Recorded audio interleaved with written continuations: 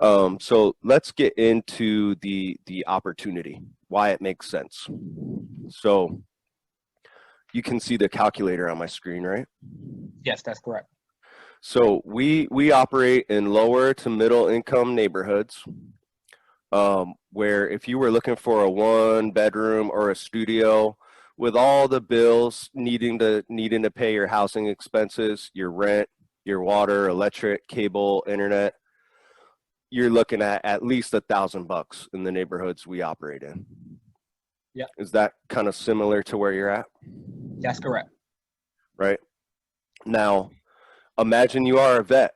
You're disabled, you can't work, you don't qualify for your VA benefits, but you get $1,200 per month in Social Security income.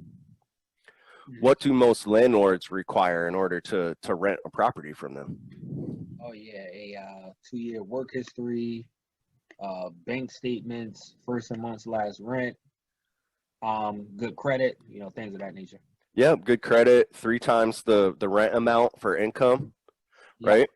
So even if this guy could qualify for a place, which he can't, it's only going to leave him with $200 left over for the month. Yep. So where does somebody like that end up? Right in our group home. Hopefully. Where do a lot of them end up though? Oh yeah, on the street, honestly. Yeah, street, shelter, maybe, or Yep. if they're lucky, if there's a group homeowner in the area, they Yep. end up at group homes, but that's in a severe lack of shortage for that. So our solution, and this is just our numbers, it comes out to about 60% of that per bed. So we charge around $600 per bed. It's a roommate situation, which you've already figured out the power of that, right? Absolutely. It's all bills paid, so they don't have to worry about paying their bills and keeping track of everything. They probably don't have a great history of doing that. It's clean, it's structured. They're with people with similar backgrounds to themselves. So it's much, obviously it's going to be way better than the other options that we talked about, and then it's going to be preferable compared to like like a large assisted living facility. These are more residential homes. We almost want each home to act as a familial unit, so the Yep. tenants love it. Okay. Yeah. We are going to charge, well, I already told you what we charge, so $600 per bed. We're now generating around $1,200 in revenue per bedroom. We'll look for large homes, 4 or 5 bedroom properties, maybe with a garage that could be converted, maybe a studio in the back. So some of our properties, we're talking like 7, 8, 9 bedrooms. They are just cash cows, okay? Yeah. I'm going to use a 5 bedroom for this example. So on a property, have you seen the like any of the group home tours, Anthony? Yes, I have. Yep. So really what we call them basic, rent ready remodels is what we call them. Nothing fancy. Like tile throughout the home, no carpet. We're not doing granite countertops or anything like that. Little older appliances. Everything's working and it's clean and everything. But we're not going to get top dollar for rent. We might be able to get $1,500, $1,800 per month as a rental unit, but Yep. we're now bringing in $6,000. Yeah. Yep. About half of that is going to go towards expenses, and that does include the market rent. I screwed up. We were at 6,000. Going to take away half for expenses, and we're now netting around $3,000 per property. And just for the people that are new to join, Anthony, what's your average landlord looking to make per month? $200 to $500 cash flow. Yep. The $200 to $300 in our area. Yep. If there's a property on the MLS with that cash flow, there's going to be like 100 offers on it. Yep. So using the systems I'm going to cover and that are in the gold course, we show people how each operational manager, which is probably going to be a lot of you guys, that will be your role. you can run, 15 to 20 of these things before it becomes a full-time job. Using Absolutely. outsourcing, getting guaranteed payments, things like that, house supervisors, and we'll cover all that. But your day-to-day job activities, if you're going to replicate our business model, is going to be very similar to like property management. Yep. So you're hustling. Let's say you have 15 properties. A lot of miscellaneous calls, marketing, showing the property, might be, dealing with maintenance issues, tenant issues. It's just a lot of miscellaneous stuff. Could be anywhere from 40 to 60 hours per week as a full-time job. But how much is that per month?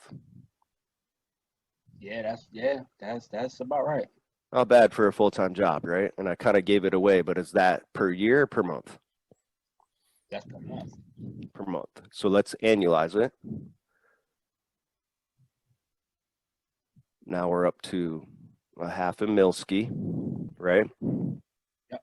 How much do we have to take out for expenses, do you think? I usually take out a half for expenses. So we already did that. Trick question. Oh yeah, you're right. All right. Yeah, you're right.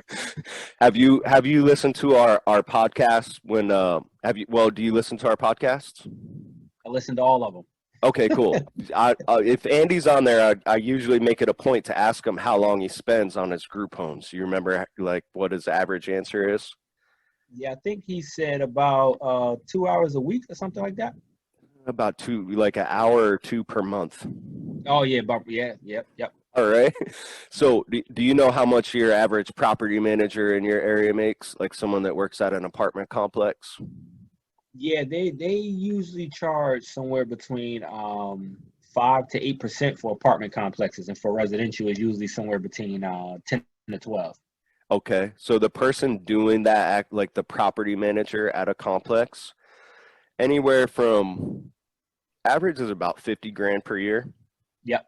Maybe the top, 1% might bring in 75K. Yep. Think you could find somebody like that with those, qualifications and skills, give them a better quality of life, right? Absolutely. Like a 6-figure salary or revenue share or something like that.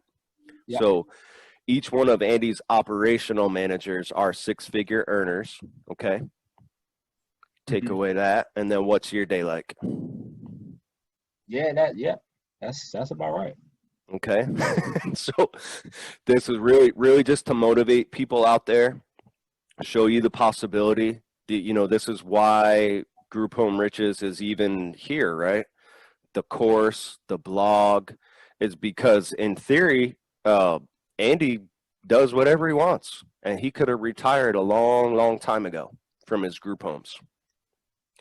He doesn't just chill now, so he still does real estate investing, vacations whenever he wants.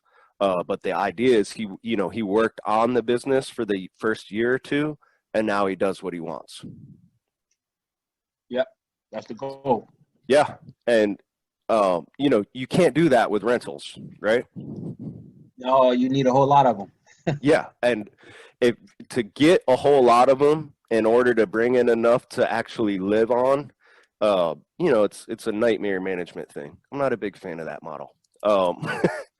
But if you have a cash vehicle, operating business, bringing in this type of cash, then I think rentals are great. If you just have cash sitting in the bank, collecting dust, not earning enough interest, then great. Put it into multifamily or rentals. Get a property manager. But that's a good problem to have, and we're all working towards that.